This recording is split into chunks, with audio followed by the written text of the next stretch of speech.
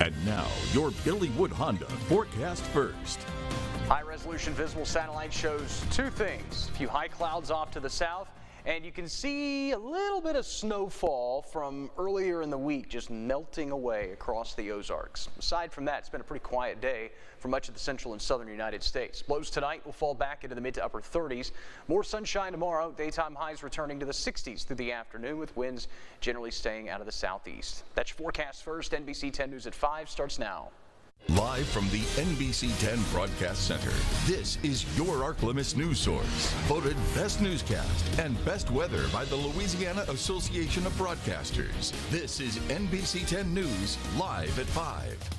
Coming up, a former Monroe officer accused of delaying an investigation into a police brutality case gets his job back after 2 years. And a new hire is coming to Glenwood Regional Medical Center amidst recent issues throughout the hospital. Plus, it's Fat Tuesday. We'll head down to New Orleans and check out today's floats. Well, good evening and thank you for joining us. I'm Kyla Scott. Our top story tonight, former interim Monroe Police Chief Reggie Brown now has his job back thanks to a ruling from the Second Circuit Court of Appeals. Nearly 2 years ago, Brown was accused of delaying a criminal investigation into a police brutality case involving Timothy Williams. On Monday, the ruling stated that the 4th Judicial District Court overstepped its role as a reviewing court. Once the Monroe Municipal Civil Service Board set Brown's penalty, the district court had no legal reason to overrule the decision. Brown will get his job back with 2 years of back pay from the city of Monroe. Out of Arkansas, terror in East Camden last night as gunshots sent students at a residency hall on the SAU Tech campus into cover. The law enforcement and emergency responders quickly sprang into action to take control of the situation. Our J.W. Meisenheimer visited the campus today and has that story. Panic filled the halls of this dormitory last night as gunshots filled the air, injuring one and sending authorities on an ongoing investigation. The shooting occurred at around 10:30 p.m. behind the Highland Park Hall on the SAU Tech campus. The campus was immediately put on lockdown. 2 non-students were involved in an altercation that erupted into gunfire. We had a joint effort with our SAU Tech campus police, SAU campus police, the Calhoun County Sheriff's Department, and the state police. A man who is not a student was injured during the event. He was treated for non-life-threatening injuries. You know, as a college, when situations like this occur, you know, the most important thing for us is making sure that our students are safe. And as a result of this situation and the amount of police presence that we have, we were able to secure the scene and make sure that our campus was safe. We locked the campus down immediately after it happened and made sure that the campus was safe before we came out of lockdown. At this point, there's no imminent threat of any type of retaliation because this was an isolated an event, and these were non-students that were involved in it. Campus authorities urge anyone with information related to this incident to please contact the SAU Tech Campus Police. Reporting in East Camden for your ArkLaMiss news source, I'm J.W. Meisenheimer. In more crime news, 4 people have been arrested following a shooting in Faraday. The incident happened just before 6 p.m. at the Adams grocery store. Police say the shooting followed an exchange between several people. The victim was taken to a local hospital with life-threatening injuries. Police have arrested Ronnie Perkins, Paul Swanson Jr., Jiron Gibson, and a 16-year-old in connection to the case. The investigation continues and more charges are expected to come. We will keep you updated at myarklamiss.com. In a health alert, a consultant has been hired in the potential search for a company to buy and operate Glenwood Regional Medical Center. William Barrow has been hired to represent Hospital Service District Number 1.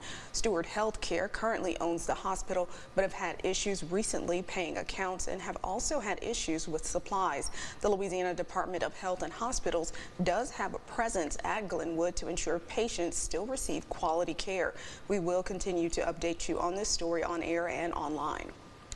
Well, 5 new chronic wasting disease cases have been confirmed in Tensas Parish. It was discovered over 2 years ago. According to the advocate, it affects the nervous systems and brains of deer, leading to erratic behavior, drooling, and emaciation. Tensas Parish has been designated a, quote, control area, along with parts of Concordia, Franklin, and Madison parishes. Hunters in this area can't hunt over bait such as grain or salt and cannot take whole deer carcasses out of the area. Well, in a news update, tomorrow will begin the public hearings for the potential sale of Blue Cross and Blue Shield Louisiana to Elevance. The proposal has drawn criticism from lawmakers who feel the deal would harm the nearly 2 million policyholders across the state.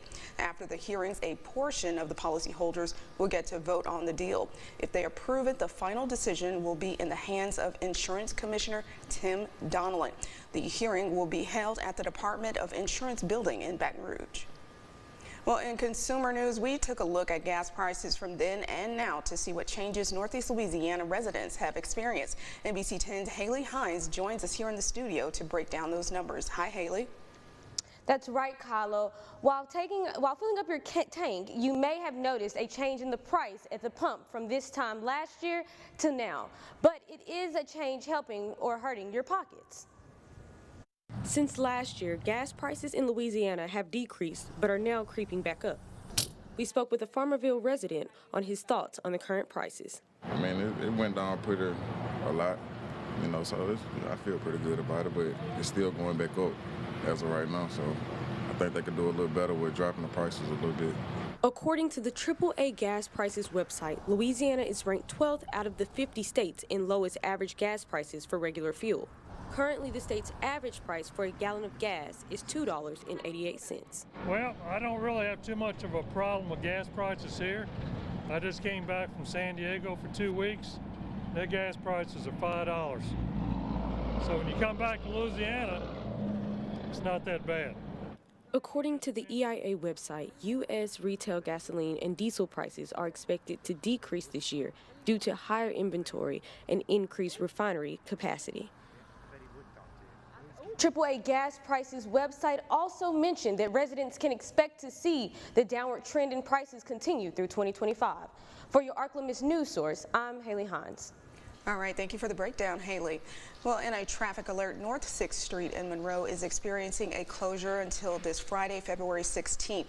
The closure is between Hudson Lane and Stubbs Avenue. It's due to sewer point repairs. We'll keep you updated with any date changes on air and online at myarklamiss.com.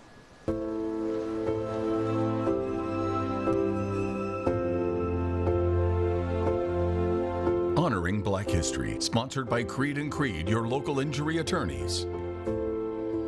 Heading into our Black History Month coverage, the Black Heritage Parade will take place on Saturday, February 24th. The parade will happen on Washington Boulevard, at North 6th Street. This celebration of culture and unity will begin at 10 a.m. There will be various organizations, businesses, schools, churches, fraternities, and sororities. Well, coming up, we'll continue celebrating Mardi Gras. We'll check out some of the floats, learn about traditions, and even hear about some Mardi Gras history. Stay with us. And as things get a little rowdy to our south tonight, it is a fairly quiet evening across the region. Clear skies and paving the way to another chilly night across the area. Full look at the forecast as NBC 10 News at 5 continues.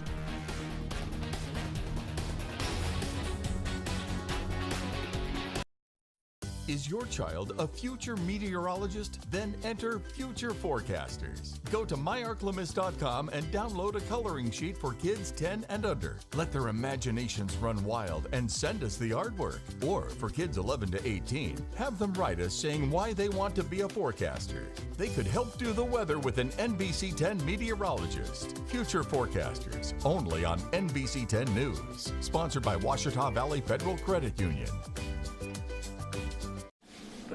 Everything looks clear. No ugly white spots in there.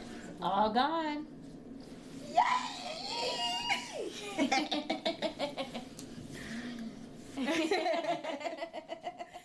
Hi folks, this is Reagan at Inks Firestone, where our tire prices are buzzing. Brakes $39.95, tune-up $69.95, and funding allowance for $89.95. So folks, if you don't want to get stung by high tire prices, come on down to Inks Firestone for the best tire prices in town. Welcome to Vape Escape, where we offer the latest and greatest in vaping products starting at $3.99. Our knowledgeable staff is here to help you find the perfect vaping experience. From beginner vapors to advanced enthusiasts, we have everything you need. We take pride in offering the highest quality products. All of our e-liquids are made with premium ingredients, and our devices are from trusted manufacturers. Everyone's tastes are different, so we offer a wide range of flavors and nicotine strengths to suit your preferences. Our friendly staff is here to help you find the perfect vaping experience. News sponsored by Marie's Medical. NBC 10 News at 5 continues. It might just be another Tuesday for most of the country, but here in Louisiana, Fat Tuesday signals the biggest party of the year. NBC's Sam Brock is down in the Big Easy with more. It is officially Fat Tuesday, Mardi Gras in New Orleans. Do I need to say any more? That evokes so many images, not just for people living in the greater New Orleans area and the state of Louisiana, but all over the country and all over the world. I'm standing right now in this warehouse in front of the Rex floats. Rex, of course, being king of carnival. This is the oldest parading organization that is connected with Mardi Gras. One of the incredible things about it is that there are 6 iconic floats, but then 20 of them are replaced every single year. This one right here is the Festive, speaking to a particular mythology or narrative. That is, in fact, a cockroach on the very top. Look at the level of detail involved as well, just down to the golden fringes of the flowers. That's just one float. We talk about the cuisine creole. How do you not like this one, celebrating New Orleans food history, from crabs to flounder, all the way on the other side is my favorite, personally, the gumbo. And the amount of effort and time that goes into each one of these floats is about an entire month's of work, all done 20 times over for all of these floats. The event itself, the parade, of course, starts at 10:30 local, goes for about 4 hours. It's a 5-mile route right through the heart of New Orleans' cultural touchstone, St. Charles Avenue. We're talking about majestic mansions, oak trees, and all of those families lining the streets where the oldest streetcar in the country goes right through. The perfect convergence of all these incredible elements of New Orleans, all on display for this epic celebration. In New Orleans, Sam Brock, NBC News. Well, continuing coverage at this hour, parades and floats aren't the only traditions of Mardi Gras. Another annual event is the Chicken Run, and today revelers came fully dressed in costumes as they participated in the traditional event. Costume revelers traveled the countryside begging and gathering ingredients like chicken and rice for a big communal pot of gumbo. Some walk while others are on horsebacks as they chant and sing and play instruments like accordions, fiddles, and washboards. The birthplace of Mardi Gras isn't the Big Easy. It actually started 140 miles east of New Orleans in Mobile, Alabama. Back in the 1700s, this year's Mardi Gras parades in Mobile began on January 20th and have been going on almost daily since then. Today's parade goers were out early this morning. The Order of Athena was the first parade of the day, with 5 other parades following. And tomorrow is Ash Wednesday, which marks the beginning of the Christian season of Lent. Believers mark the occasion with an ash cross on their forehead, which represents death and repentance. Many Christians will choose to fast or give up something they enjoy until Easter Sunday. I haven't really necessarily thought about what I plan to give up. Well, I was going to give up laundry for Lent. That's a good one. That way you can't have Lent. It's funny because that was the only Lent/Lent joke that I had in the holster, and it's not a good one. 61 in El Dorado. Full look at the forecast coming up next.